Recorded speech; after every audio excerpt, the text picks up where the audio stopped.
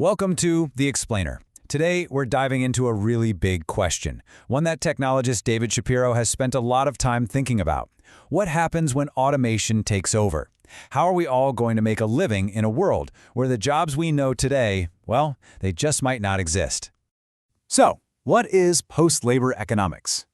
Well, in simple terms, it's a blueprint for our future. It's a plan for how we don't just survive in an automated world, but actually thrive in it. The key idea here isn't to fight the machines, but to own a piece of them. Now, you might be thinking this is all just some distant sci-fi concept, but according to Shapiro, it's the end result of a trend that's been gaining steam for decades. The basic deal we've all lived by, trading our labor for money, is starting to fall apart. Okay, so here's our roadmap for this explainer. We're going to start with something called the Great Decoupling, then get into the agency paradox.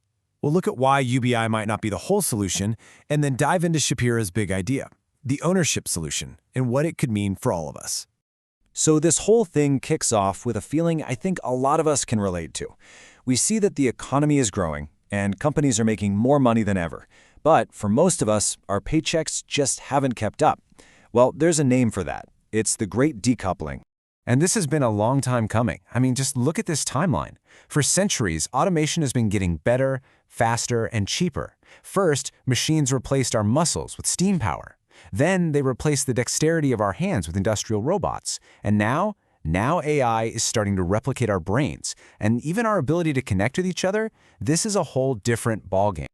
This relentless march of technology leads us to a really big problem. A fundamental contradiction that's right at the heart of our economic system. Shapiro has a name for it, the economic agency paradox. Think about it from a business perspective. The goal is pretty straightforward. Use automation to make things more efficient and cut costs. Ideally, from a purely financial view, you'd want to get your labor costs as close to zero as humanly possible. But here's the massive catch. If you automate away all the jobs and no one has a paycheck anymore, who's going to buy all the products and services that your super efficient automated company is making? And that, right there, is the paradox. We could build this incredibly powerful economic engine that produces everything we could ever want, but we've run out of fuel. There are no customers with money. So, the billion-dollar question is, how do we get money back into people's hands when a traditional job isn't the way to do it anymore? Now, the solution you hear about most often is universal basic income, UBI. And Shapiro thinks it's a really necessary first step, but it's not the final destination. It's not the whole answer. Look, UBI provides a crucial safety net, an economic floor that nobody can fall beneath.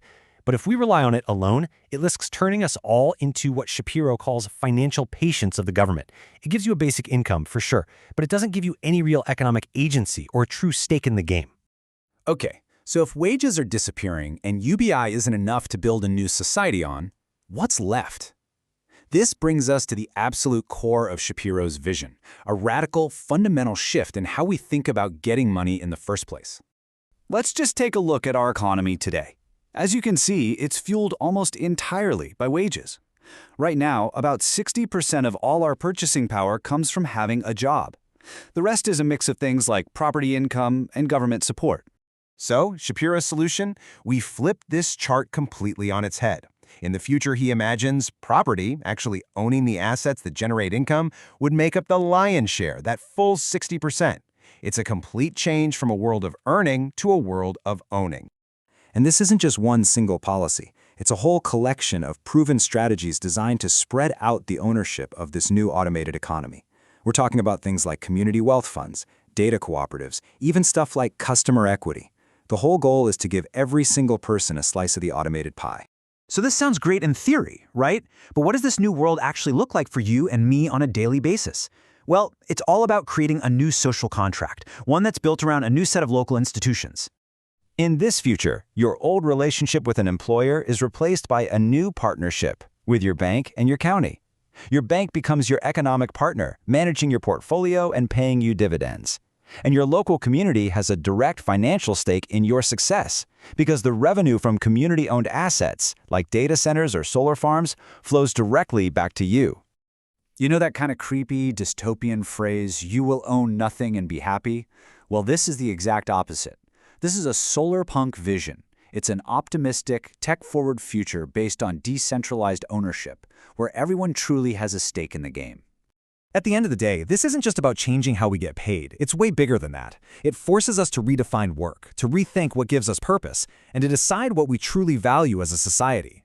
It opens up a future where our lives could be defined by choice, not by economic necessity. And that leaves us with the biggest question of all. What would we do with all that freedom?